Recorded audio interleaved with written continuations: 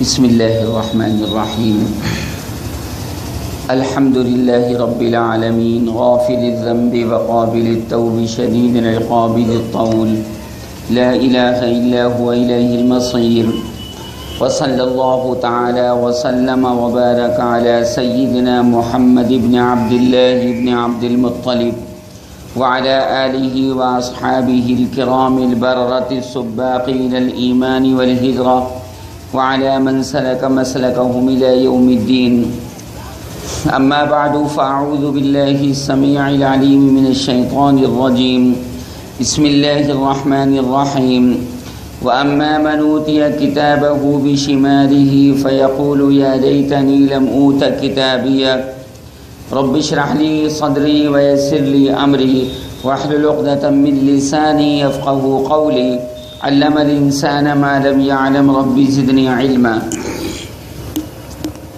حضرات گرامی، درس سابق میں آپ حضرات نے یہ سنا کہ جو کامیاب لوگ ہیں اللہ تبارک و تعالی نے جن کے لیے جنت اور اس کی لازوال نعمتیں بنائی ہیں ان کا نامہ اعمال ان کے دانے ہاتھ میں دیا جائے گا اور وہ اسی وقت سمجھ جائیں گے کہ ہم کامیاب اور کامران ہونے والے افراد ہیں۔ اس کے برخلاف جن لوگوں کا نامہ اعمال بائیں ہاتھ میں دیا جائے گا وہ سمجھ جائیں گے کہ ہمارے لیے ہلاکت اور بربادی یقینی ہے، کیونکہ اللہ تبارک و تعالیٰ کا وعدہ اور قانون اس کے اندر کوئی خلاف ورزی نہیں ہوتی۔ جو آدمی شرک پر مرا، جو آدمی کفر پر مرا، جو آدمی نفاق پر مرا، زندقے پر مرا، الحاد پر مرا، بے دینی پر مرا، ظاہر ہے کہ پروردگار عالم کے یہاں اس کے لیے کوئی معافی نہیں۔ ان اللہ لا یغفر ان یشرک بہ ویغفر ما دون ذلک لمن یشاء ومن یشرک باللہ فقد ضل ضلالا بعیدا۔ اللہ تبارک و تعالی نے اس کا نامہ اعمال اس کے بائیں ہاتھ میں دینے کا فیصلہ کیوں فرمایا؟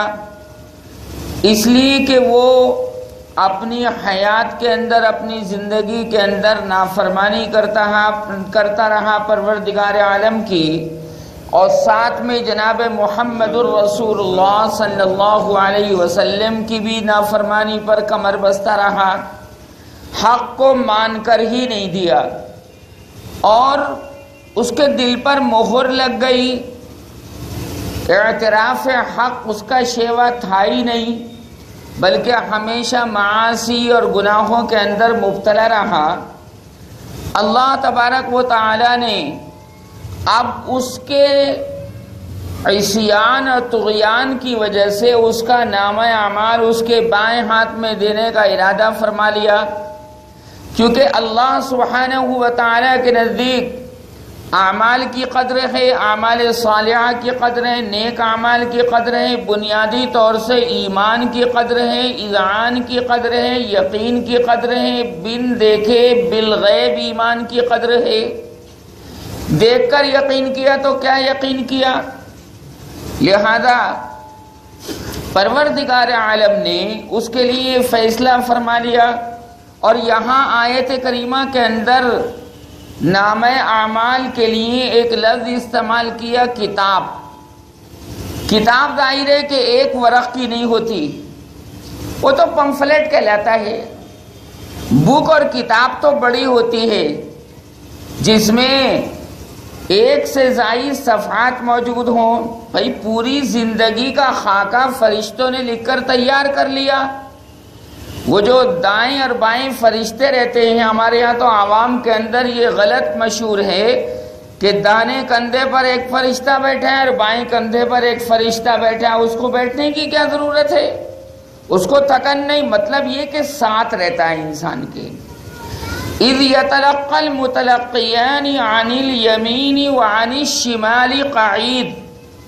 یہ دائیں اور بائیں بیٹھے رہتے ہیں 26ویں پارے میں سورہ قاف کا دوسرا رکوع، اور پھر وہ اعمال لکھتے رہتے ہیں۔ قرآن کہتا ہے ما یلفظ من قول الا لدیہ رقیب عتید۔ جو بھی وہ بولتا ہے یا کرتا ہے اللہ سبحانہ و تعالی کے مامور فرشتے اس کے اعمال کو لکھتے رہتے ہیں۔ یاد رکھیے، اس کے لیے قرآن مجید کے اندر یعنی نامہ اعمال کے لیے ایک تو لفظ کتاب استعمال ہوا، جیسے اس آیت میں ہے وَأَمَّا مَنْ أُوتِيَ كِتَابَهُ بِشِمَالِهِ، اور 15ویں پارے میں سورہ بنی اسرائیل کے اندر نامہ اعمال کے لیے لفظ امام بھی استعمال ہوا، یوم ندعو کل اناس بامامہم، یہاں لفظ امام کے معنی نامہ اعمال کے ہیں، کیونکہ امام کہتے ہیں ہر ایسی چیز کو جس کی پیروی کی جائے، جس کی اقتداء کی جائے۔ یہ لفظ امام کے عربی زبان میں معنی ہے جس کی جمع ائمۃ آتی ہے۔ اب عربی زبان میں نماز پڑھانے والے انسان کو بھی امام بول دیتے ہیں، کیونکہ ظاہر ہے کہ سارے مقتدی اسی امام کی تو پیروی کرتے ہیں۔ وہ رکوع میں جاتا ہے تو سب رکوع میں چلے جاتے ہیں، وہ سجدے میں جاتا ہے تو سب سجدے میں چلے جاتے ہیں، سارے لوگ اس کو فالو کرتے ہیں۔ اسی طرح عربی زبان میں لفظ امام کے معنی ماہر کے بھی ہیں، ماہر کے معنی میں بھی استعمال ہوتا ہے، جو کسی فن کا اسپیشلسٹ ہو، ماہر ہو، جیسے حضرت امام ابو حنیفہ علیہ الرحمہ علم فقہ کے بہت بڑے عالم اور ماہر تھے، یہ حضرت امام شافعی علیہ الرحمہ، یا حضرت امام مالک، امام زفر، امام محمد شیبانی، امام ابو یوسف اور عبداللہ ابن مبارک اور بہت سے علماء اور فقہا۔ تو آدمی جس فن کا ماہر ہوتا ہے اس کو اس فن کا امام بولتے ہیں۔ لیکن یہاں یہ بات قابل غور ہے کہ اہل سنت والجماعت کے یہاں جب بھی لفظ امام بولا جاتا ہے تو اس سے تو یہ معنی مراد ہوتے ہیں، روافض کے اندر یہ معنی مراد نہیں ہوتے، شیعوں کے یہاں یہ معنی مراد نہیں ہوتے لفظ امام کے، وہاں تو لفظ امام کے معنی روافض اور شیعہ یہ لیتے ہیں کہ جو معصوم ہو اللہ کی طرف سے، جیسے رسول کو گناہوں سے معصوم بنایا جاتا ہے ایسے ہی وہ بھی معصوم ہو۔ تو جیسے انبیاء کرام معصوم ہیں ایسے ہی وہ 12 امام بھی معصوم مانتے ہیں، اور ان کے بارے میں یہ عقیدہ ہے شیعوں کا کہ یحلون ما یشاؤون ویحرمون ما یشاؤون، جو چاہیں یہ 12 امام حلال کر دیں اور جو چاہیں یہ 12 امام حرام کر دیں، توبہ توبہ نعوذ باللہ۔ لہذا جب بھی حضرت حسن اور حسین کا نام لیا جاتا ہے یا ان کے علاوہ جو ان کے 10 امام اور ہیں جو ہمارے بھی ہیں، ہمارے نزدیک وہ قابل عزت ہیں، قابل اکرام ہیں، قابل احترام ہیں، قابل تکریم ہیں، قابل تعظیم ہیں، قابل تبجیل، قابل تقدیس ہیں، لیکن ہم ان کو اس طرح نہیں مانتے جس طرح ہم نبی کریم صلی اللہ علیہ وسلم کو مانتے ہیں، ایسا بالکل نہیں۔ یہ تو انبیاء کرام کی شان ہے کہ اللہ نے ان کو گناہوں سے معصوم بنایا، قبل النبوت بھی اور بعد النبوت بھی، نبی بنائے جانے سے پہلے بھی اور نبی بنائے جانے کے بعد بھی، نہ صغیرہ نہ کبیرہ۔ ہاں اجتہادی غلطی ہو سکتی ہے، اس سے کوئی بحث نہیں، چنانچہ جب بھی حضرت حسن اور حسین کا نام ہوتا ہے تو ان کے یہاں لفظ امام جڑتا ہے۔ وہ امام کیوں؟ اب دیکھا دیکھی سنتے سنتے سنی بھی یہ بات کہنے لگے، جبکہ عقیدے کے خلاف ہے یہ بات، عقیدہ مسنونہ کے خلاف بات ہے۔ وہاں امام کے معنی وہ مراد دے رہے ہیں ایسا انسان، ایسا فرد جو گناہوں سے پاک و صاف۔ ان کے یہاں امام اللہ مقرر کرتا ہے، ہمارے یہاں یہ عقیدہ نہیں، ہمارے یہاں تو امامت کا کوئی عقیدہ ہی نہیں۔ ان کے یہاں امامت کا عقیدہ نبوت سے آگے ہے، وہ نبی کو افضل نہیں مانتے، ائمہ کو افضل مانتے ہیں، دیکھنے میں چاہے وہ کتنا ہی نبی کا نام لے۔ لیکن عقیدہ ان کا اندر کا یہی ہے. ان کے یہاں ولایت افضل ہے اور نبوت مفضول ہے. سیکنڈ نمبر کی چیز ہے نبوت. ہمارے یہاں رسالت اور نبوت بہت اعلیٰ درجے کا مقام ہے، اور اس درجے پر اللہ نے فائز کیا جس کو بھی چاہا، اور آخر میں جناب محمد الرسول اللہ صلی اللہ علیہ وسلم کو فائز فرمایا، اور اس کے بعد نبوت اور رسالت کا دروازہ بند کر دیا. اب قیامت تک کوئی نبی آنے والا نہیں، نہ ذلی نبی، نہ بروزی نبی، نہ حقیقی نبی، نہ مجازی نبی، کوئی آنے والا نہیں. اللہ تبارک و تعالی نے محمد صلی اللہ علیہ وسلم کو خاتم النبیین بنا دیا. ما كان محمد ابا احد من رجالكم ولكن رسول الله وخاتم النبیین وكان الله بكل شيء عليما. آخری نبی، وہ لاسٹ پروفٹ ہیں، کیونکہ لاسٹ بک قرآن مجید ان کے اوپر نازل ہو گئی. یہ بالکل لاسٹ امت ہے یہ ہماری اور آپ کی جو ہے. چونکہ امت بنتی ہے نبی سے، اور نبی کوئی آنے والا ہے نہیں، تو اب امت بھی کوئی آنے والی نہیں ہے. یہی امت محمدیہ آخر تک رہے گی. چنانچہ یہاں درمیان میں ایک بات اور بتاتا چلوں کہ امت کی دو قسمیں ہیں. ایک امت دعوت، دوسرے امت اجابت. امت کی دو قسمیں ہیں. جو اسلام لانے والے حضرات ہیں، جیسے حضرات صحابہ کرام، حضرات اولیاء کرام، علماء، فقہاء، خدام دین، مبلغین، مفسرین، متکلمین، یہ سارے حضرات امت اجابت کہلاتے ہیں. کیوں؟ اجابت کے معنی ہے قبول کرنا، اجابت کے معنی جواب دینا، اجابت کے معنی قبول کرنا. یعنی ان حضرات نے نبی کریم صلی اللہ علیہ وسلم کی دعوت کو قبول کیا، اسلام لائے، اللہ کی وحدانیت پر عمل کیا، اس کا یقین کیا، اللہ تبارک و تعالیٰ کو اپنا معبود حقیقی مان لیا، محبوب حقیقی مان لیا، مقصود حقیقی مان لیا، مودود حقیقی مان لیا. لہذا یہ امت اجابت، ہم اور آپ جو ہیں امت اجابت ہیں. ہم نے قبول کیا اسلام کو، ہم نے حضور اکرم صلی اللہ علیہ وسلم کے مقام کو اور دین اسلام کے تمام تقاضوں کو مانا، انکار نہیں کرتے. اور درمیان میں یہ بتاتا چلوں کہ ہم اور آپ عاصی ضرور ہیں. عاصی صاد سے، عاصی عین الف صاد یا. عاصی کے معنی گناہگار، خطا کار، سیاہ کار. ہم عاصی ضرور ہیں، اللہ کی بارگاہ کے نافرمان ضرور ہیں، لیکن باغی نہیں ہیں. باغی وہ کہلاتا ہے جو بغاوت کرے، باغی وہ کہلاتا ہے جو اللہ تبارک و تعالیٰ کا مقابلہ کرے، وہ باغی کہلاتا ہے. حکومت کا مقابلہ، حکومت کی مخالفت کرنے والا کون آدمی کہلاتا ہے؟ باغی، کہ بغاوت کر رہا ہے. ہم باغی نہیں ہیں الحمدللہ، ہم باغی نہیں. اللہ تبارک و تعالیٰ کا ہم مقابلہ نہیں کرتے، اس کے بھیجے ہوئے دین کے مقابلے میں کوئی دوسرا دین پیش نہیں کرتے، بلکہ اس کا کہنا مانتے ہیں. ہاں، کہنا ماننے میں، اطاعت کرنے میں، فرما برداری کرنے میں کچھ کوتاہیاں ہو جاتی ہیں. وہ کوتاہیاں ہمارے مزاج کے مطابق ہوتی ہیں، کیونکہ ہم ظاہر سی بات ہے ناقص ہیں، اور اللہ تبارک و تعالیٰ کامل ہے. ہم نماز پڑھیں گے تو ناقص پڑھیں گے، اچھا روزہ رکھیں گے تو ناقص رکھیں گے، اعتکاف کریں گے تو ناقص. اللہ کی شان شان کون عبادت کر سکتا ہے؟ یہ تو سرکار نے فرمایا علیہ الصلاۃ والسلام.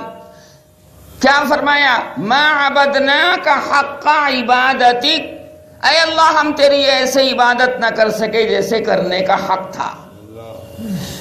اسی طرح ما عرفناک حق معرفتک، ہم تجھے ایسے نہ پہچان سکے جیسے پہچاننے کا حق تھا.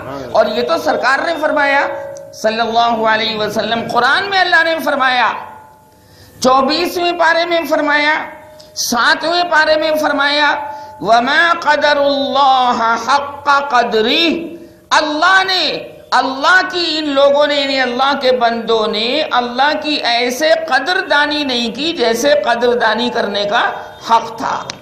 یہ اللہ نے خود شکایت کی قرآن مجید میں کہ پروردگار عالم کھلاتا ہے، پلاتا ہے، تمام حوائج کو پورا کرتا ہے، تمام ضروریات کا تکفل کرتا ہے، تمام ضروریات کو مہیا کرتا ہے، لیکن پھر بھی بندے اس کے ہو کر نہیں رہتے۔ جہاں کسی بہکانے والے نے بہکایا، کسی اور در پہ ماتھا ٹیک لیا، کسی اور در پہ چلے گئے۔ ایک مضبوطی جس کو استقامت کہتے ہیں، وہ استقامت یہ بندے اختیار نہیں کرتے۔ خیر، اگر کوئی استقامت اختیار کرنا چاہے تو اللہ اس کو اس دولت عظمی اور دولت کبریٰ سے نوازتا ہے، ایسا نہیں ہے۔ ان الذین قالوا ربنا اللہ ثم استقاموا، استقامت ضروری ہے۔ اللہ تبارک و تعالیٰ کی نصرت اور حمایت نرے ایمان پر نہیں آتی، بلکہ ایمان کے بعد اس پر مضبوطی سے جمے رہنے پر آتی ہے۔ صحابہ جم گئے تھے، صحابہ جم گئے تھے، غلامان محمدی جم گئے تھے، کچھ بھی ہوا، کیسے یہ حالات پیش آئے، مگر صحابہ ٹس سے مس نہ ہوئے۔ ٹس سے مس، یہ سنسکرت زبان کے دو لفظ ہیں، ٹس سے مس، جو اردو کے اندر مستعمل ہیں۔ چنانچہ ہم اور آپ امت اجابت، دنیا بھر کے جتنے مسلمان امت اجابت، اور جتنے کفار ہیں، مشرکین ہیں، مخالفین اسلام ہیں، مخالف قرآن ہیں، مخالفین وحدانیت ہیں اور مخالفین توحید ہیں، وہ سب امت دعوت، کیا کہلاتا ہے؟ امت دعوت۔ ان کو دعوت دینے کی ضرورت ہے، ان کو ایمان کی طرف بلانے کی ضرورت ہے، ان کو اپنی رفتار سے، کردار سے، گفتار سے، چلت پھرت سے، نشست و برخاست سے تبلیغ کرنے کی ضرورت ہے۔ امت دعوت، اور ظاہر ہے کہ یہ ہماری آپ کی ذمہ داری بنتی ہے کہ ہم اپنے اعمال کو اتنا اچھا رکھیں کہ دیکھ دیکھ کر غیر مسلم بھائی مسلمان ہو جائیں۔ کردار کو، رفتار کو، تمام چیزوں کو بڑھیا کرنا پڑے گا، اور کیسے بڑھیا، وہ طریقہ سکھایا نبی کریم صلی اللہ علیہ وسلم نے۔ تو امت اجابت اور امت دعوت، اللہ تبارک و تعالیٰ کے پیغمبر نبی کریم صلی اللہ علیہ وسلم قیامت میں ایمان والوں کو پہچان لیں گے۔ جیسے میں نے عرض کیا تھا کہ صحابہ نے پوچھا کہ یا رسول اللہ آپ ہمیں وہاں کیسے پہچانیں گے، ایمان والوں کو کیسے پہچانیں گے؟ اتنا بڑا مجمع ہوگا، بھگدڑ مچی ہوئی ہوگی، کوئی کہاں کوئی کہاں کوئی کہاں، ماں کہیں، بچے کہیں، شوہر کہیں، بیوی کہیں، کیسے پہچانیں گے آپ؟ تو جناب محمد رسول اللہ صلی اللہ علیہ وسلم نے فرمایا اعضائے وضو کے چمکنے کی وجہ سے، اعضائے وضو کے، میرے چاہنے والے بندوں کا چہرہ نورانی ہوگا، ہاتھ نورانی ہوں گے، کونیوں سمیت ہاتھ دھوتے نہیں دھوتے، گٹوں سمیت پیر دھوتے، یہ سر اور اس کے بال چمکیلے کیونکہ اس پر آپ مسح کرتے ہیں۔ اسی طرح منہ اور شفتین، ہونٹ بھی نورانی، وہ چمکتے دمکتے ہوں گے، غرم محجلون کے الفاظ حدیث پاک میں آئے۔ اللہ تبارک و تعالیٰ کے برگزیدہ پیغمبر نبی کریم علیہ السلام اس سے پہچانیں گے، کسی اور نبی کی امت کا یہ حال نہیں ہوگا۔ یہ خصوصیت کس کی ہے؟ نبی کریم صلی اللہ علیہ وسلم کی ہے، پہچان لیں گے کہ تو میرے چاہنے والے بندے، تو آپ بلائیں گے ادھر آؤ ادھر آؤ، اور حضور اکرم صلی اللہ علیہ وسلم کو ہر ایمان والا خود بخود پہچانے گا، خود بخود آپ پہچان لیں گے، ہم پہچان لیں گے، سارے ایمان والے پہچان لیں گے، چونکہ حضور اکرم صلی اللہ علیہ وسلم جیسی صورت کا تو کوئی وہاں پر ہوگا ہی نہیں، دنیا میں بھی کوئی نہیں تھا اور آخرت میں بھی کوئی نہیں ہوگا، اور جنت کے اندر بھی آپ جیسا کوئی ہوگا ہی نہیں۔ سب سے بلند درجہ کس کا ہے؟ نبی کریم صلی اللہ علیہ وسلم کا۔ تو امتی پہچان لیں گے، کہہ رہے یہ تو ہمارے محمد مصطفیٰ ہیں بھائی، یہ تو ہمارے ہمدم ہیں، یہ تو ہمارے غم گسار ہیں، یہ تو ہمارے مونس ہیں، یہ تو ہمارے شفیع ہیں، شفاعت کرنے والے ہیں۔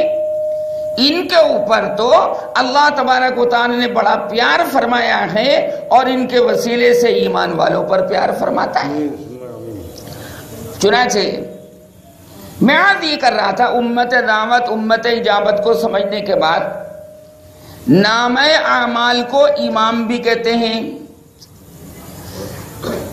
اور آپ نے اب تک کیا سن رکھا تھا کہ نماز پڑھانے والے کو امام کہتے ہیں۔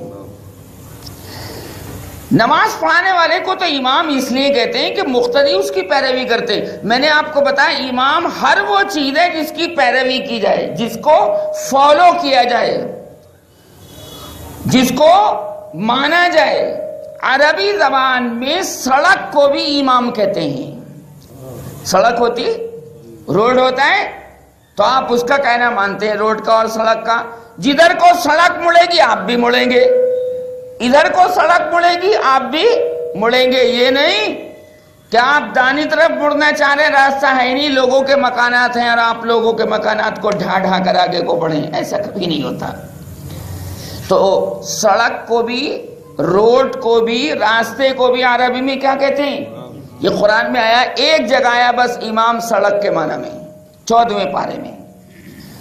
14ویں پارے میں حضرت لوط علیہ السلام کی جو بستی تھی، مقام صدوم، صدوم اور سزوم دونوں طرح پڑھ سکتے ہیں، دال سے بھی اور زال سے بھی، سین دال واو میم، سین زال واو میم۔ یہ بالکل مقام صدوم جو تھا جہاں لوط علیہ السلام بھیجے گئے تھے، جو بھتیجے تھے حضرت ابراہیم کے، اور لوط کے باپ کا نام ہاران تھا، وہ جو بستی تھی بالکل لبے سڑک تھی۔ کیسے تھی؟ ہاں آپ نے دیکھا ہوگا لبے سڑک، بہت سے گاؤں، بہت سے شہر لبے سڑک ہوتے ہیں۔ آپ کا جویا ہے لبے سڑک ہی تو ہے، ابھی لبے سڑک ہی تو ہے، یہ سڑک کے بالکل قریب ہے، روڈ کے بالکل قریب ہے۔ قرآن نے کہا وَإِنَّهُمَا لَبِإِمَامٍ مُبِينٍ، امام یہاں پر راستے کے معنی میں ہے۔ 14ویں پارے میں اللہ تبارک و تعالی نے اس کو استعمال کیا، وَإِنَّهُمَا لَبِإِمَامٍ مُبِينٍ۔ اور نامہ اعمال کو بھی امام کہتے ہیں، کیوں؟ اس لیے کہ اس نامہ اعمال کی قیامت میں پیروی کی جائے گی، جیسا نامہ اعمال ویسا فیصلہ، اسی کے مطابق کام ہوگا، جنت کا بھی اور جہنم کا بھی۔ اور امام، نبی کو بھی امام بولتے ہیں، نبی کو بھی امام بولتے ہیں، اور نبی کریم صلی اللہ علیہ وسلم کیا کہلاتے؟ امام المرسلین، امام تمام رسولوں کے امام۔ اور سچی بات یہ کہ یہ صرف لفظی بات نہیں، بلکہ اللہ تبارک و تعالی نے معراج کے موقع پر بیت المقدس میں حضور اکرم صلی اللہ علیہ وسلم کو امام بنایا سارے نبیوں کا۔ آپ نے سارے نبیوں کی امامت فرمائی، سب کو اللہ تبارک و تعالی نے عالم بالا سے، عالم برزخ سے کہاں بھیج دیا؟ مسجد اقصی کے اندر، جو آج کل یہودیوں کے قبضے میں ہے، صہیونی یہودیوں کے قبضے میں ہے۔ مسجد اقصی جس کو بیت المقدس بھی بولتے ہیں، مسجد اقصی جس کو بیت المقدس بھی بولتے ہیں۔ مسجد اقصی کو مسجد اقصی کیوں کہتے ہیں؟ اقصی کے معنی ہے دور، زیادہ دور، سواد سے، اور اس کا تذکرہ اللہ پاک نے قرآن میں فرمایا 15ویں پارے کے تو بالکل شروع میں ہے، سبحان الذی اسری بعبدہ لیلا من المسجد الحرام الی المسجد الاقصی. اس کا ذکر قرآن میں ہے. قبلہ اول ہے ہمارا، وہ قبلہ اول ہے. اور وہاں مسجد اقصی میں یہودیوں نے ایک دیوار بنا رکھی ہے. وہ ان کے مسلک اور مذہب کے مطابق دیوار گریہ کہلاتی ہے. دیوار اس کے نیچے کھڑے ہو کر یہودی روتے رہتے ہیں. کیوں؟ کہ ہمارا قبضہ کبھی بھی بیت المقدس سے ہٹنے نہ پائے، مسلمانوں کے قبضے میں نہ جائے. یہ تو قبلہ اول ہے. یہاں سے تو حضور کو معراج ہوئی علیہ السلام. وہ مقام جہاں سے معراج ہوئی اور آپ اوپر کو تشریف لے گئے، وہ مقام آج بھی، لیکن یہودیوں نے اس کو ملیامیٹ کرنے کی کوشش کی. حضرت عمر رضی اللہ تعالی عنہ نے، جو مسلمانوں کے دوسرے خلیفہ گزرے ہیں، اور اس کا تذکرہ کتاب التورات کے اندر بھی موجود تھا کہ دیکھو جب محمد صلی اللہ علیہ وسلم کی امت میں ایسا آدمی آئے کہ جس کے کرتے میں پیون لگے ہوئے ہوں، چہرہ نورانی ہو، اور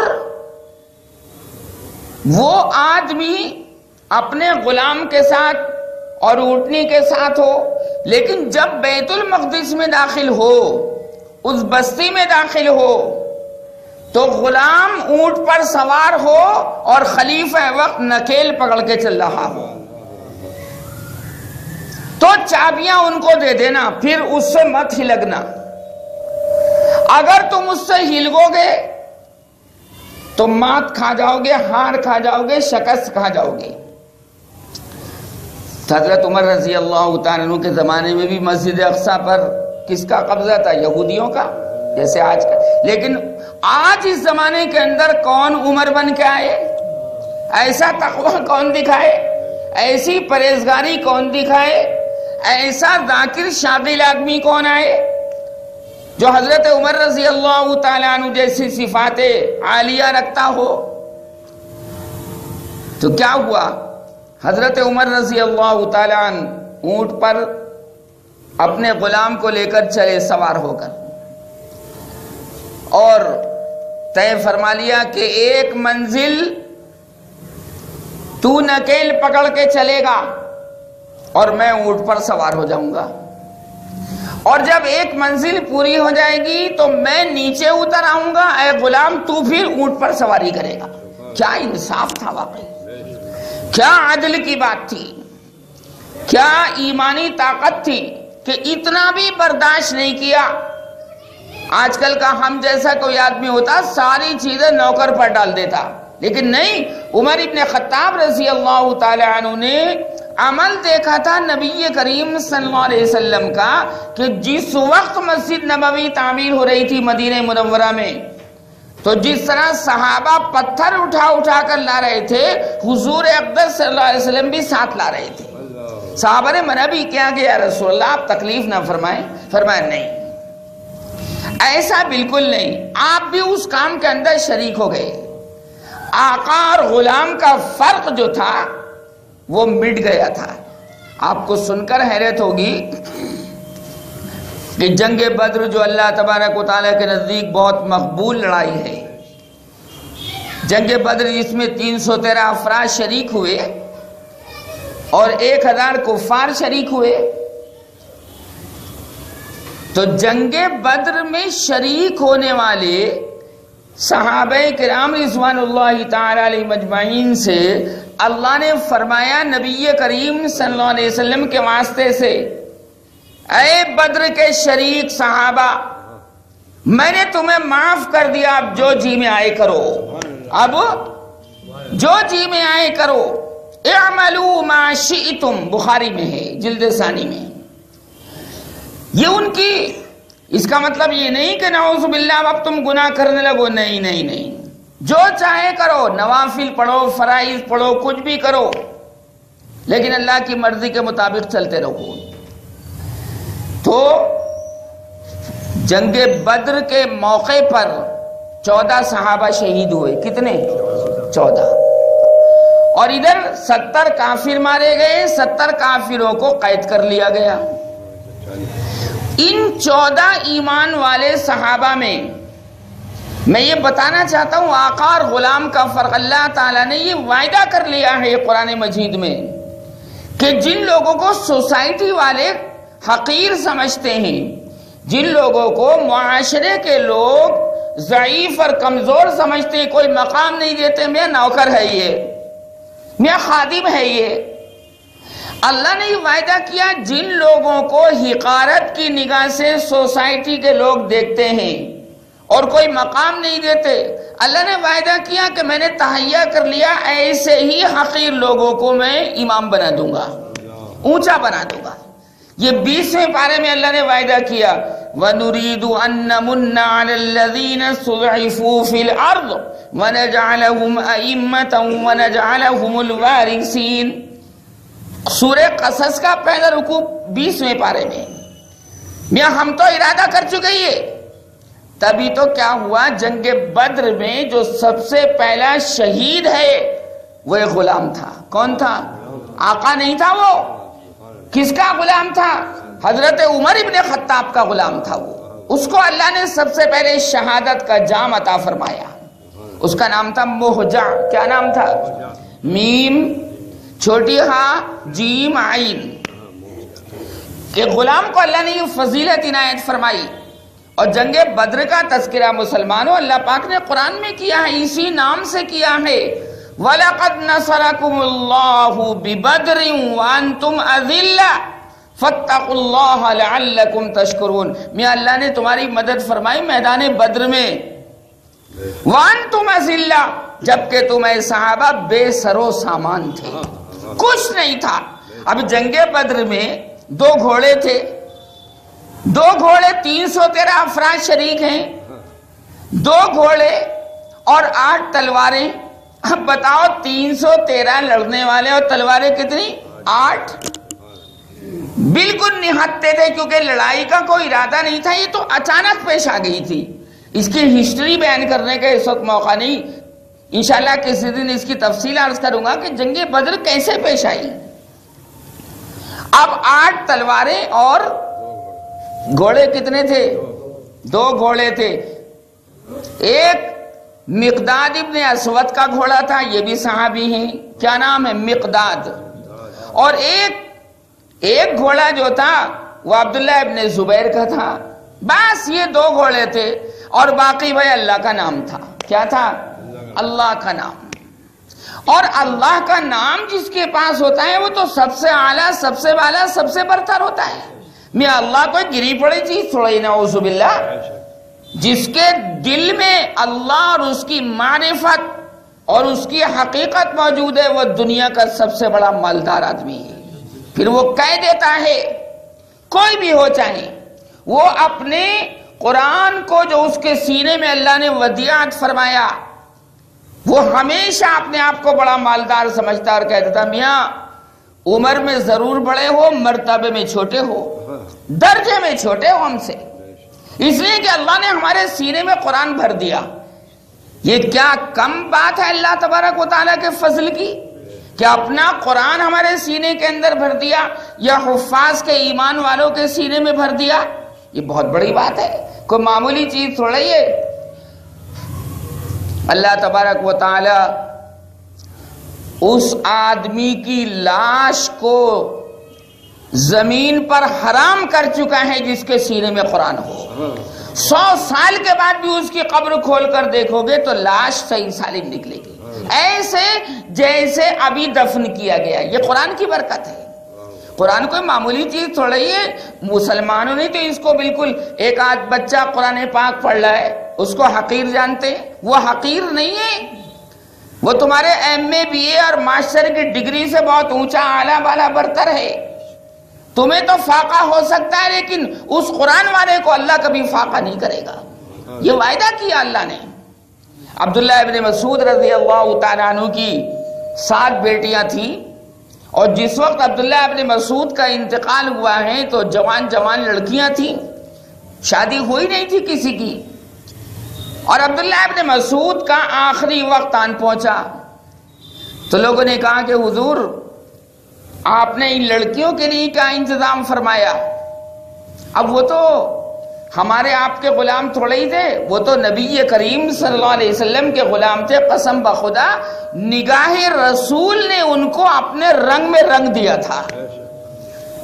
رسول اچھے تو ان کے صحابہ بھی اچھے، بالکل بہت بڑھیا، صحابہ جیسی جماعت تو قیامت تک آ ہی نہیں سکتی، جیسے نبی جیسا کوئی آ نہیں سکتا، حضور اکرم صلی اللہ علیہ وسلم جیسا کوئی آ نہیں سکتا، تو ابو بکر، عمر، عثمان، علی، سعد، سعید، طلحہ، زبیر، عبد الرحمن ابن عوف، عبداللہ ابن مسعود، عبداللہ ابن عباس، عبداللہ ابن عمرو ابن عاص، سلمہ ابن اکوع، امیر معاویہ، ان جیسا تو کوئی آ ہی نہیں سکتا، کیونکہ اب کوئی نبی آنے والا نہیں ہے۔ تو صحابہ ایک بہت بڑی عظیم مثال۔ تو عبداللہ ابن مسعود کا آخری وقت تھا، انتقال ہونے والا تھا۔ لوگوں نے پوچھا بھی کہ ان کے انتقال کے بعد اگر کوئی مال وغیرہ جمع ہو تو ہم لا کر ان لڑکیوں کو دے دیں؟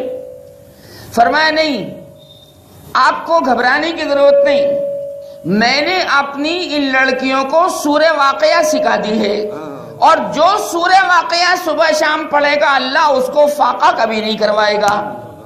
یہ کتنا ایمان مضبوط تھا صحابی کا، یہ کس کی صحبت نے اثر پیدا کیا؟ یہ نبی کریم صلی اللہ علیہ وسلم کی صحبت نے اثر پیدا کیا۔ ورنہ میاں اپنی اولاد کے بارے میں ہر ایک کو فکر ہوتی، کہاں سے ہماری اولاد کھائے گی، کہاں سے پیے گی، کہاں سے شادی ہوگی، کہاں سے بیاہ ہوگا، کہاں رشتہ ہوگا، کہاں نسبت لگے گی۔ نہیں، تم ایک لقمہ خود کھانے پر قادر نہیں تو اپنی اولاد کو کیسے کھلا سکتے ہو؟ تو اپنی بیوی پر احسان نہیں جتا سکتے کہ ہماری وجہ سے ہی اس بیوی کو روٹی مل رہی ہے؟ نہیں، وہ اپنی قسمت کا کھاتی ہے، وہ اپنے نصیب کا کھاتی ہے۔ بلکہ بعض عورتیں اتنی بابرکت ہوتی ہیں کہ اپنے شوہر کے گھر میں آنے کے بعد اللہ تبارک و تعالیٰ ان کی برکت سے شوہر کو مالدار بنا دیتا ہے۔ یہ عورت کی برکت ہے، یہ خاتون کی برکت ہے، یہ اس لیڈی کی برکت ہے۔ تو عبداللہ ابن مسعود نے فرمایا میں گھبرانے کی کوئی بات نہیں، میں تو اطمینان سے جا رہا ہوں اللہ کی بارگاہ میں کہ میں نے ان کو سورہ واقعہ سکھا دی ہے۔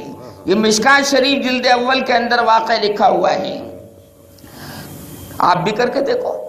وہ جو کاروبار کی پریشانی، دکانداری کی پریشانی، یہ قرآن میں لگو گے تو اللہ اعلیٰ قرآن کی وجہ سے رزق اور روزی روٹی اور چاول اور یہ بریانی اور پلاؤ اور متنجن اور سیخ کے کباب، یہ تو آگے آگے چلیں گے بھائی، تمہارے پہنچنے سے پہلے پہنچ جائیں گے۔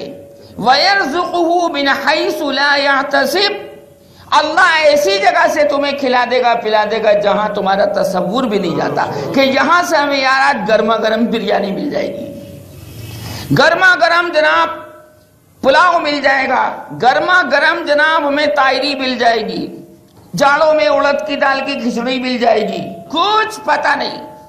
یہ تو سارے فیصلے اللہ تبارک و تعالی آسمان کے اوپر کر چکا۔ ہاں جاڑوں میں تو اڑد کی دال کی کالی کھچڑی اچھی لگتی نا۔ چنانچہ میں کیا عرض کر رہا تھا کہ اللہ نے یہ بالکل پکا سچا وعدہ کر لیا کہ جس کو حقیر جانو گے اس کو اونچا کر دوں گا، تمہارے اوپر غالب کر دوں گا۔ کیوں جانا تم نے اس کو حقیر؟ کیا پتا اس کے دل میں میری محبت کتنی بیٹھی ہوئی ہے، اور کیا پتا کون سا اس کا عمل میری بارگاہ میں مقبول ہو چکا، کیونکہ عزت کے خزانے تو اللہ تبارک و تعالیٰ کی جانب سے آتے ہیں۔ انسان اس دنیا میں اکیلا ہے، اکیلا انسان، یہ رشتے ناتے سب دکھانے کے، پھوپھی خالہ سب رشتے دکھانے کے ہیں۔ جب مصیبت آتی کوئی آدمی مدد کرنے کو تیار نہیں ہوتا۔ ہمیشہ یاد رکھو جب انسان اکیلا ہے اس دنیا میں تو اکیلے انسان کو اکیلے خدا پر بھروسہ کرنا چاہیے۔ اللہ نے ایک انسان کو بنایا، اس کی باڈی کے اندر ایک دل لگایا۔ کتنے دل ہیں؟ ایک دل ایک خدا کے لیے ہے بھائی، اسی کے لیے مچلو، بلکو، سسکو، تڑپو، اسی کے لیے آہو بکا کرو تو اللہ تبارک و تعالیٰ پھر رحمت کا شامیانہ تان دیتا ہے۔ لہذا میں یہ عرض کر رہا تھا آپ حضرات کی خدمت میں کہ ایک خادم کو، حضرت عمر کے غلام کو، مہجا کو اللہ نے سب سے پہلے جامع شہادت عطا فرمایا۔ یہ بولو کس کی طرف سے؟ اللہ تبارک و تعالیٰ کی طرف سے۔ غلام کو، یہ نوکر چاکر کو کون جانتا ہے؟ کوئی اس عزت کرتا ہے؟ آج بھی آپ دیکھ لیجئے جو دوسرے کی دکان پہ سروس کرتا ہے اس کی کیا عزت ہوتی ہے؟ کبھی پانی لیا، کبھی تو تڑاک، کبھی کچھ کبھی کچھ کبھی کچھ۔ گورنمنٹ بھی اپنے جو سروینٹ ہیں، نوکر ہیں، ظاہر ہے کہ ان کو جب چاہتی جس کام میں چاہتی لگا دیتی ہے، چونکہ سمجھتی کہ بھئی یہ تو ہمارے نوکر ہیں، جب چاہے الیکشن میں ڈیوٹی لگا دے گی، جب چاہے کسی اور کام کو انجام دینے کے لیے کہہ دے گی۔ تو ظاہر ہے کہ یہ ماتحتی جو ہے، اسلام کہتا ہے کہ یہ ماتحتی کوئی چیز نہیں۔ اس ماتحت آدمی، اس سروینٹ، اس نوکر چاکر کے اعمال اگر بڑھیا ہیں، تقوی میں آگے، تو یہ آزاد آدمی سے بہتر ہے، آزاد آدمی سے۔ کیونکہ اللہ نے وعدہ فرما لیا ان اکرمکم عند اللہ اتقاکم، تم میں سب سے زیادہ اللہ کے نزدیک باعزت وہ ہے جو سب سے زیادہ متقی ہے۔ متقی کا مطلب لوگ سمجھتے ہیں تقوی حاصل کرنا بہت دشوار، نہیں، متقی کہتے ہیں اس انسان کو جو گناہوں سے بچے، جو گناہوں سے بچے اور نیک اعمال کرتے رہے، بس متقی، آپ کے اندر تقوی آ گیا۔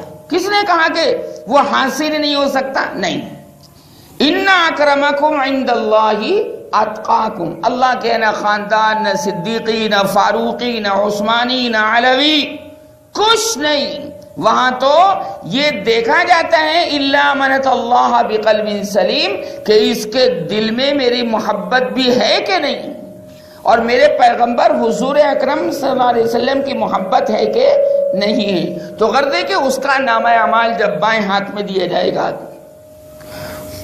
تو وہ 5 باتیں کہے گا۔ کتنی؟ نامہ اعمال آ گیا اس ہاتھ میں، اللہم احفظنا، اللہ ہمیں بچائے، ہماری قیامت تک آنے والی نسلوں کو اس نحوست سے بچائے۔ فَيَقُولُ يَا لَيْتَنِي لَمْ أُوتَ كِتَابِيَهْ، تو وہ کہے گا کہ ہائے، اور میں تو مارا گیا، اے کاش مجھے میرا نامہ اعمال دیا ہی نہ جاتا۔ میرا نامہ اعمال چونکہ جب بائیں ہاتھ میں آ گیا تو سمجھ جائے گا کہ بھئی اب تو ہلاکت ہی ہلاکت ہے، بربادی بربادی ہے، کیونکہ ظاہر ہے کہ میں کفر پر مرا، شرک پر مرا، اللہم احفظنا۔ لہذا وہ یہ کہے گا میرا نامہ اعمال مجھے نہ ملتا تو یار بہتر تھا، اللہ نے تو یہاں کچا چٹھا کھول دیا، اور اگر انکار کرے گا تو پوری ویڈیو اللہ تبارک و تعالی وہاں چلا دے گا کہ میں تم نے یہ کام کیا تھا، امروہہ کے اسٹیشن پر کھڑے ہو کر فلاں کے ساتھ کیا تھا، تو انکار کرنے کا موقع نہیں۔ فَمَنْ يَعْمَلْ مِثْقَالَ ذَرَّةٍ خَيْرًا يَرَى وَمَنْ يَعْمَلْ مِثْقَالَ ذَرَّةٍ شَرًّا يَرَى۔ چنانچہ کہے گا فَيَقُولُ يَا لَيْتَنِي لَمْ أُوتَ كِتَابِيَهْ، میرا نامہ اعمال مجھے ملتا ہی نہیں۔ کس مصیبت میں پھنس گئے یار، نامہ اعمال بائیں ہاتھ میں آتے ہی بے چینی طاری ہو گئی۔ وَلَمْ أَدْرِ مَا حِسَابِيَهْ، اور مجھے پتہ ہی نہ چلتا کہ میرا حساب کیا ہے۔ یہ تو میاں ایک ایک عمل اس نامہ اعمال کے اندر لکھا ہوا ہے۔ اچھا، اتنا شریر ہے یہ انسان، اتنا شریر ہے کہ قیامت میں جھوٹ بولے گا، واللہ ربنا ما کننا مشرکین، اللہ کی قسم جو ہمارا رب ہے ہم تو کبھی شرک نہیں کرتے تھے، ہم نے تو یہ کام کیا ہی نہیں۔ تو وہاں جھوٹ بولے گا، اللہ تبارک و تعالیٰ پھر اس کے اعضاء کو زبان دے گا۔ سورہ یاسین کے 4 رکوع میں الَّيَوْمَ نَخْتِمُ عَلَىٰ أَفْوَاهِهِمْ وَتُكَلِّمُنَا أَيْدِيهِمْ وَتَشْهَدُ أَرْجُلُهُمْ بِمَا كَانُوا يَكْسِبُونَ، تیرا ہاتھ بولے گا اور تیرا پیر بولے گا، اور تو اور اللہ نے فرمایا 24ویں پارے میں اس کی کھال بولے گی۔ کیا؟ جو اسکن ہوتی نا، اسکن، توچا، جس کو ہندی میں توچا بولتے ہیں، وہ جو کھال ہے، عربی میں اس کو جلد بولتے ہیں، کہ بولے گی تو کہیں گے اپنی کھالوں سے ماریں گے پکڑ کے، کیوں بولی، ہمارے خلاف کیوں بولی؟ وَقَالُوا لِجُلُودِهِمْ لِمَ شَهِدْتُمْ عَلَيْنَا قَالُوا أَنْطَقَنَا اللَّهُ الَّذِي أَنْطَقَ كُلَّ شَيْءٍ وَهُوَ خَلَقَكُمْ أَوَّلَ مَرَّةٍ وَإِلَيْهِ تُرْجَعُونَ 24ویں پارے میں اپنی کھالوں سے کہیں گے ابے ہمارے خلاف گواہی کیوں دی، چپ نہیں رہا جا سکتا تھا، یہ بولیں گے اپنی کھالوں سے تو اللہ کھالوں کو بھی زبان دے گا، وہ تو ہر چیز پر قادر ہے، کھال کو زبان دے گا، اللہ قرآن کہتا ہے، وہ کہیں گی کھالیں، انطقنا اللہ الذی انطق کل شیء، جس خدا نے تجھے زبان دی اسی خدا نے ہمیں زبان دی، انطقنا اللہ الذی انطق کل شیء وَهُوَ خَلَقَكُمْ أَوَّلَ مَرَّةٍ، اور اسی نے تو تمہیں پہلی مرتبہ پیدا کیا تھا۔ کوئی انسان، جو بچہ انسان کا دنیا کے اندر آتا ہے، اس کو پتا ہے، اس نے مطالبہ کیا تھا اللہ سے کہ ہمیں دنیا میں بھیج دے، ارے بھائی اس کو تو ہوش ہی نہیں تھا، وہ تو ایک نطفہ تھا، بے جان نطفہ، تو وہ کھالے یہ جواب دیں گی۔ اور حدیث پاک میں تو یہ فرمایا گیا کہ جنت اور جہنم کی دیواریں اور دروازے اور چوکھٹیں خود بولیں گی۔ کون بولیں گی؟ آپ اندازہ لگائیے، آج کل اس بات کو سمجھنا تو بہت آسان ہے، اس لیے کہ ہم تو اپنے بچپن میں سمجھتے تھے کہ بھائی تار کا ٹیلی فون ہے، وہ تار کا ٹیلی فون بھی امرو ہمیں بہت کم تھا، اکا دکا تھے 15-20 بس، اور پھر بچے بھی کیا، ماچس کا ایک ٹکڑا لیا، اس میں جناب دھاگا پرویا، پھر دوسری ماچس لی، اس کا ٹکڑا لگایا، ہلو ہلو کرتے تھے بچے۔ لیکن موبائل کا تو کوئی تصور نہیں تھا نا، وائر لیس نفی کے لیے آتا، نفی، وائر نہیں، کوئی تار نہیں، اس تار کے بغیر آواز پہنچ جاتی ہے۔ یہ اللہ تبارک و تعالی نے دکھا دیا کہ حضرت عمر کی آواز پہنچ سکتی ہے بہت دور، جمعے کا خطبہ دے رہے ہیں اور جمعہ کا خطبہ پڑھتے پڑھتے کہہ رہے ہیں یا ساریۃ الجبل، اے ساریہ پہاڑ کی طرف چل، کیونکہ مسلمانوں کی فوج کو اس وقت شکست ہو رہی تھی، اتنی دور کا نقشہ اللہ تبارک و تعالی نے حضرت عمر کو دکھا دیا، کیونکہ کوئی ٹی وی سیٹ رکھا تھا وہاں پر، بالکل اجماعی مسئلہ ہے، جمعے کا خطبہ دے رہے ہیں اور خطبہ دیتے دیتے ایک دم کہنے لگے ساریہ پہاڑ پر چڑھو، ساریہ، اور ساریہ اس زمانے میں اس وقت مسلمانوں کی فوج کے امیر تھے، شکست ہو رہی تھی، مسلمان ہارنے والے تھے، کہ حضرت عمر کے سامنے اللہ تبارک و تعالی نے ساری ویڈیو پیش کر دی، کہاں؟ مسجد نبوی کے منبر پر، اور اتنی دور تھے وہ فوجی کہ ظاہر سی بات ہے کہ اگر ہم یہاں سے بولیں بغیر لاؤڈ اسپیکر کے تو ظاہر ہے کہ دروازے تک بھی آواز نہیں جائے گی، اس سے آگے تک نہیں جائے گی، لیکن اللہ تبارک و تعالیٰ تو ہر چیز پر قادر ہے، وہ ہم جیسا تھوڑی ہے، ہم جیسا تھوڑی ہے، مخلوق کی تو کوئی صفت اس کے اندر نہیں ہے، ہم بولنے میں زبان کے محتاج ہیں، وہ زبان کا محتاج نہیں، بولتا ہے وہ لیکن زبان کا محتاج نہیں۔ وَكَلَّمَ اللَّهُ مُوسَىٰ تَكْلِيمًا، اللہ نے موسیٰ سے کلام فرمایا، یہ قرآن کے 6 پارے میں معلوم یہ ہوا اللہ کلام کرتا ہے لیکن بولنے میں زبان کا محتاج نہیں ہے، اسباب کا وہ محتاج نہیں، بنا اسباب کے کر کے دکھا دیتا ہے۔ چنانچہ حضرت ساریہ نے وہ آواز سن لی، کس کی؟ وہ ان کا بھی تو کمال دیکھو، ادھر ان کی حالت مدینہ منورہ میں دکھائی گئی، حضرت عمر نے فرمایا پہاڑ کی طرف چڑھو، فاروق اعظم نے فرمایا پہاڑ کی طرف چلو، وہ حضرت عمر کی آواز میلوں دور اللہ نے وہاں پہنچا دی، اور انہوں نے سن بھی لیا، اور اس نصیحت پر، اس حکم پر عمل بھی کیا، اور پہاڑ کی جانب چڑھ کر جو حملہ کیا ہے تو کفار اور مشرکین ہار گئے اور مسلمانوں کو فتح مبین نصیب ہو گئی، عمر جیسا۔ تبھی تو سرکار نے فرمایا نبی کریم صلی اللہ علیہ وسلم نے فرمایا لو کان بعدی نبی لکان عمر، اگر میرے بعد کوئی نبی ہوتا تو عمر نبی ہوتے، لیکن میرے بعد تو کوئی نبی نہیں ہے۔ جن کو شیعہ گالیاں بکتے ہیں، تبرہ بازی کرتے ہیں، اللہ کے نزدیک ان کا مقام اتنا اونچا۔ قرآن میں 20 آیتیں ایسی ہیں، کتنی؟ 20 آیات ایسی ہیں قرآن مجید میں کہ حضرت عمر کی رائے کے مطابق وہ اتری ہیں کہ جو عمر نے فرش کے اوپر کہہ دیا اللہ نے عرش پر وہی کہہ دیا، اور عرش سے فرش تک اللہ تبارک و تعالی نے حضرت عمر کی رائے کے مطابق کلام فرمایا۔ کتنی آیتیں ہیں ایسی؟ 20 آیتیں۔ اب 20 آیتوں کا تو موقع نہیں، کسی وقت بیان کروں گا انشاءاللہ، لیکن آج اتنا ہی سمجھ لیں کہ جو رائے فرش پر عمر کی ہے، عرش کے اوپر اللہ کی رائے بھی وہی ہے۔ انشاءاللہ پھر اگلا مضمون اگلے درس میں بیان کریں گے۔ اللہ پاک مجھے بھی عمل کی توفیق عطا فرمائے اور آپ کو بھی۔ وآخر دعوانا الحمدللہ رب العالمین۔ شکریہ ادا کریں۔ اللہم لک الحمد